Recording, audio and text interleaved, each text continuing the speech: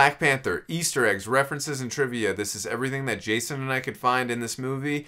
And there's obviously going to be spoilers, so be careful if you have not seen the film. And if there's anything that we miss, which I'm sure there's going to be a few things that we miss, please let us know in the comments section below. We'd really appreciate that. Now, without further ado, let's get going and start this video. And first we overhear, and this is from the trailer, we overhear Everett Ross saying, "I have seen gods fly," referencing Thor, of course. "I've seen men build weapons that I couldn't even imagine, Iron Man. I've seen aliens drop from the sky, the Chitauri during the Battle of New York and Joss Whedon's The Avengers, but I have never seen anything like this. How much more are you hiding?" This was not in the movie, as I just mentioned. It was only in the trailers, but it's, of course, following the scene where Ross gets healed by T'Challa, so we get all these references to other characters, but again, this scene was not in the film. It was only in the trailers.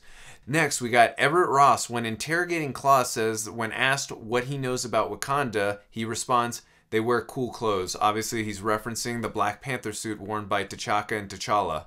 The horned mask that Killmonger wears visually calls back to a mask Killmonger himself wore in a duel with T'Challa in Reginald Hudlin's Black Panther's comic, which appears in the film, as well as the mask the Demon Mephisto wore when he appeared in Christopher Priest's Black Panther's comic. Right before Shuri is going to heal Everett Ross's back from the gunshot wound, she says, "Great, another white boy to fix." This is a reference to Sergeant Bucky Barnes, aka the Winter Soldier, or as he's referred to later on in the post-credit scene, the White Wolf. The mask that M'Baku is wearing when he challenges T'Challa for the throne of Wakanda is representative to the same costume he wore in the comics, where he was the Man-Ape. T'Challa stops a charging rhino in the film. He also did the exact same thing in the comics in Black Panther Volume 2, Issue Number 1, released in the greatest month and the greatest year of all time, July 1988, and yes, that is when I was born. When Ulysses Klaue is being interrogated, if you look closely in the background on the TV, you can see Captain America. Is this Wakanda? No, it's Kansas. A funny little Wizard of Oz reference thrown by Shuri there. The self-lacing shoes Black Panther puts on that were inspired by an American film that Papa used to watch is referring to, of course, Back to the Future Part 2, where we saw Marty McFly using the power laces. We, of course, get a Stan Lee cameo, and in this he plays a casino guest where he's looking out or taking T'Challa's money, and rather he says, "I think I'll just watch these over here for safekeeping." I like how the Watcher is watching T'Challa's money. See what I did? So a little trivia, the fighting in this film is based on African martial arts. The filmmakers also cited the action scenes in Creed and the Kingsman films as influences on the style in this film. Wakanda was mentioned as a location on a SHIELD monitor at the end of Iron Man 2. The location pinpoints the country as being situated at Lake Turkana on the borders of Kenya and Ethiopia. The region in real life is special for holding great mineral deposits, properties similar to Wakanda, of course, vibranium. The Black Panther was created in July of 1966, 2 months before the founding of the actual Black Panther Party in Oakland. Many people mistakenly assumed the name referencing the party, and so the character was renamed the Black Leopard. However, neither the readers nor the creators cared for that title, and it did not last for long, as the character went back to the title known as the Black Panther. The name Wakanda comes from the Wakamba tribe of Kenya, also known as the Kamba.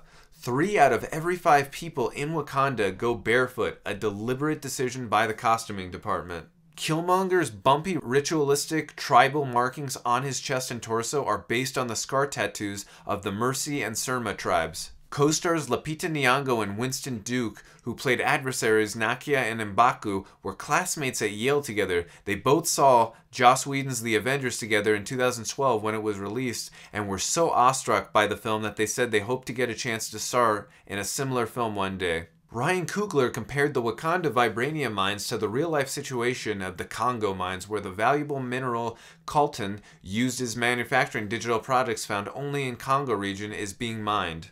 John Kani, who plays the young T'Chaka in this film, is in real life the son of Atandwa Kani, who plays the older T'Chaka in this film. So a cool little interesting family dynamic there. Wakanda is visually based on the waterfall locations, the Iguazu Falls, Argentina, South America, and the Victoria Falls in Zambia and Zimbabwe. Michael B. Jordan initially auditioned for the role of Sam Wilson the Falcon back in 2013 before being cast in this film 3 years later. A part of this film was set in Oakland, California, the city in which Ryan Coogler grew up in. It is also the city, as we mentioned earlier in this, where the Black Panther movement took place in 1966. It's also the city where Ryan Coogler's first feature film, Fruitvale Station, took place. John Singleton was at one point attached to direct a film version of the character, envisioning Chiwetel Ejiofor for the lead, and of course we know Chiwetel Ejiofor plays Baron Mordo in Doctor Strange. To prepare for his role, Michael B. Jordan kept to himself while he was on set, reasoning that his character Killmonger is distant and in conflict with other characters. The filmmakers cite Blade Runner as an influence in Wakanda's city design. Michael B. Jordan is the second actor who had previously played Johnny Storm the Human Torch to appear in an MCU film. The first was Chris Evans, who played Johnny Storm in the Tim Story Fantastic Four films and then became Captain America, Steve Rogers, in the MCU. Ironically, between this film and Captain America Civil War, Black Panther will have fought between both of the Human Torches.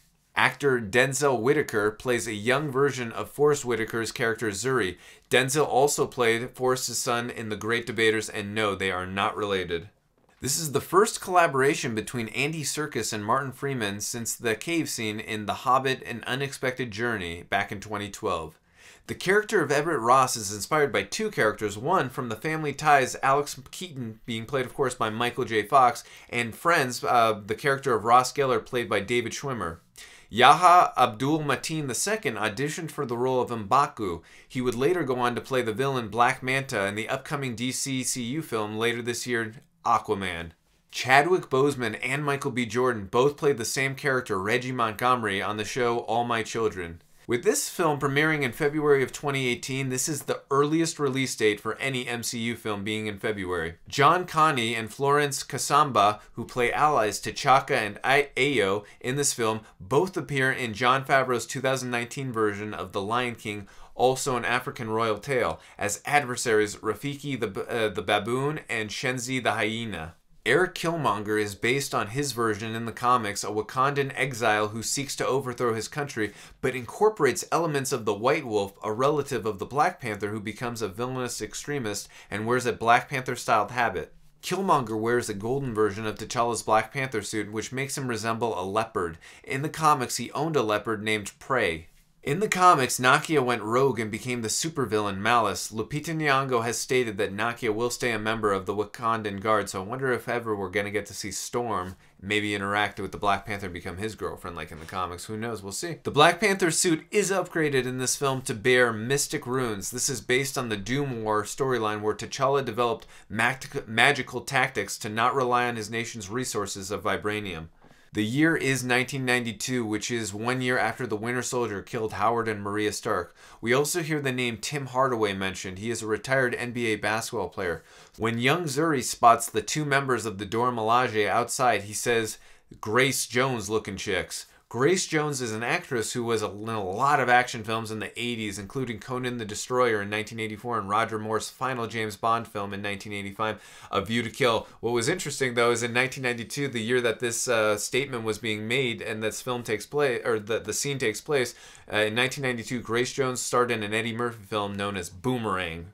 According to the news and broadcasts, this film takes place 1 week after the ending of Captain America Civil War. We also see a picture and mention of the news of Baron Zemo being taken to prison. It was of course T'Challa who captured Baron Zemo at the end of Captain America Civil War and gave him up to Everett Ross and the CIA. When Black Panther jumps out of his Wakandan flying ship, it really reminded me of the many times where Captain America jumped out of the plane in 2012's The Avengers and also Captain America the Winter Soldier before going on into the water before entering the Lumion Star. Although, of course, the difference was Black Panther landed in a tree while Captain America used a parachute to land and also jumped into the water. Also reminded me of when Bruce Banner kind of falls out of the helicopter to transform himself into the Incredible Hulk where he drops into Harlem. And also in Thor Ragnarok when Bruce Banner jumps off the Grandmaster's ship in hysterical fashion to transform into the Hulk to stop Fenris Wolf. I believe we also saw Iron Man do the same thing where he jumps out of a plane at the beginning of Iron Man 2. When Black Panther is in the trees stalking the armed group of mercenaries that Nakia has infiltrated near the beginning, it felt like the Predator hiding in the trees in the 1987 John McTiernan film before he comes down to take out all the armed mercenaries. Sterling Brown, who plays, of course, Prince Njabu in this film, is going to be in the upcoming Predator film directed by Iron Man 3 director Shane Black. In this film, Ulysses Claw uses a sonic hand or an arm cannon that is very similar to the comics. In the comics, he is made of solid sound, which makes sense because he never shuts up during the film. Claw can bodily transform ambient sound for a variety of uses through his prosthetic sound converter. He can project waves of intense, high-volume sound of maximum loudness of up to 170 decibels that are capable of deafening anyone within a 0.6-mile radius. He can also convert sound into controlled blasts of concussive force with a maximum force equivalent to 3,000 pounds of TNT. He can also create three-dimensional mobile sound mass constructs possessing such complex forms of those of animals. So a very interesting character that I thought they did an appropriate job on the big screen. The Jabari tribe with the white paint over their bodies, it really visually reminded me a lot of the Wachudus in Ace Ventura: When Nature Calls. I was waiting to see Tommy Davidson get his hit in there, but yeah, I know. And M'Baku says to T'Challa, "You couldn't even keep your father safe." This is of course a reference to when Baron Zemo killed T'Chaka in Captain America: Civil War with the explosion, pretending to be Bucky. When Shuri is showing T'Challa all of the gadgets, it is a clear nod to the James Bond franchise and how Q always gives James Bond new awesome gadgets and tech to use in battle. When T'Challa gets struck back by his suit, it reminded me a lot of when Tony Stark was testing out his Iron Man tech suit in the first film, and on the first try of attempting to fly the suit, he just flew back. It kind of felt like in similar fashion, just kind of felt a little similar to me. Also, when T'Challa jumps on the grenade to protect everyone around him, I believe it was the interrogation scene, to me this was a callback to when Tommy Lee Jones as Colonel Phillips throws the dummy grenade and Steve Rogers jumps on top of it to protect everyone. Obviously the difference here being this was the real grenade, but just again, the hero jumping on top of the grenade to protect people around. Ulysses Claw says, "I made it rain," and followed by, "That was awesome!" Last year in Guardians of the Galaxy Volume 2, after Drax survives being held by a rope held by Gamora and the ship crashing onto that planet when they were flying away from the Sovereign and being saved by Ego, we hear Drax yell, that was awesome!" So we got same lines right there. When Shuri is using the vibranium interface to drive the car, it really reminded me a lot of the Sovereign from Guardians of the Galaxy Volume 2, where how they use the arcade-style interfaces to pilot their spacecrafts. Ulysses Claw in the interrogation room starts singing the song "What Is Love," and we hear him saying, "Baby, don't hurt me no more." Of course, this song was the main song in the 1998 comedy of Steve and Doug Butabi and their brothers in Night at the Roxbury.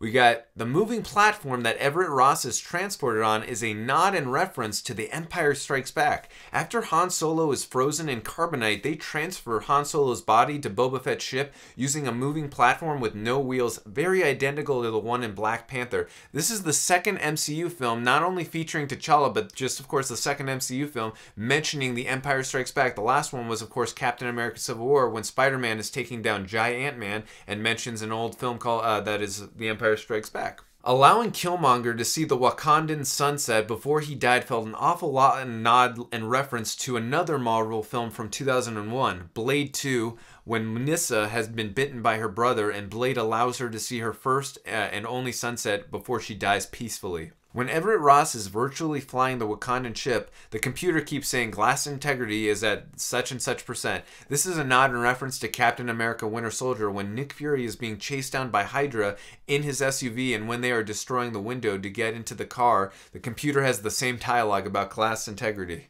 Shuri says to T'Challa she thought that he would take her to Coachella or Disneyland. Disney bought the rights, of course, to the MCU films back in 2011, and I believe the last Disney reference we got was in Captain America: Civil War, when we see Bucky is in the holding container and it says D23, which is at a Disney event where they show off their new films. We hear mention of, I believe they said hover bikes. If this is the case, it could be a reference to, of course, Return of the Jedi, but if they do say hoverboard, then it is a reference to, of course, Back to the Future Part 2 again. The three cities that the spies had responded to in the film were London, New York, and Hong Kong, which are the same three locations as the Sanctum Sanctorums in Doctor Strange. Bucky is mentioned as the White Wolf by the Children of Wakanda. I'm also going to go over this in a separate video. If we haven't released, be on the lookout for that video where we explain the post and mid-credit scenes. And I go over the entirety, but again, what it means for the Avengers Infinity War. But in the comics, White Wolf was the nickname for Hunter, T'Challa's adopted white brother, whose parents died in a plane crash over Wakanda, raised as King T'Chaka's own until T'Challa was born and stole all the attention away. Hunter trained to become part of the Wakandan secret police, the Hattusaraj. That's when Hunter became the leader of the Hattusaraj, going by the name the White Wolf. Shuri's hysterical line, What are those? Wakanda may be an isolated country, but it is not. But it isn't aware of the outside world. Shuri, played by Letitia Wright, reminds us, of course, that she is a teenager by referencing this meme and Vine video that were so popular in 2015, showing off a bunch of shoes where the person would say, "What are those?" When T'Challa confronts Zuri about what really happened between his father and uncle, it felt an awful lot like a callback to Loki wanting to know the truth about his true origin from Odin in the first Thor film back in 2011. We found 2 Lion King references, the first one being on the ancestral plane in Necropolis when we see, his father tell him to be being a good man and being a good king is very hard. It kind of threw back a little bit. The color palette was purple, very similar to Lion King when Simba, saw his father again as a spirit and also telling him, remember who you are and now you must become the king. It just had a lot of very similar... just felt very similar, and also, like I said, the color palette was very similar. Also, the other Lion King reference was when Killmonger throws T'Challa off of the waterfall to become king. It just felt very similar to how Scar killed his brother Mufasa before becoming king, where he throws him off into the stampede, and he says, "Long live the king." It just really, again, felt very similar. And also, that moment where Killmonger is throwing T'Challa off of the waterfall, it is straight from the Black Panther comics. It's a story beat pulled from the comic series by Don McGregor known as Panther's Rage.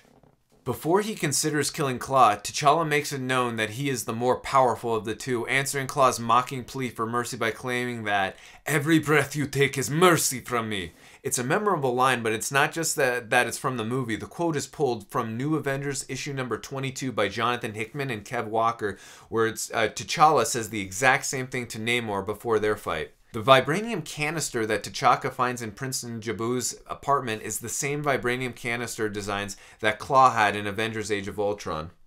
We hear Shuri say that Everett Ross was a pilot for the United States Air Force. Another Marvel character that was also in the United States Air Force is Carol Danvers, aka Captain Marvel. Next year, Captain Marvel, starring Brie Larson, comes out, and that film takes place, of course, in the 1990s. We know that Nick Fury will be in that film and that he has 2 eyes and, of course, is going to lose one. I wonder if Everett Ross is going to be in that film for a cameo or maybe even an integral role or some kind of a, just maybe a small role, whatever, but I'm down for either. But I love Martin Freeman as Everett Ross, so I really hope they bring him back, not only for other MCU films, but for sure for Captain Marvel next year, because it would kind of just add in that little Easter egg that they hinted that he's in the United States Air Force.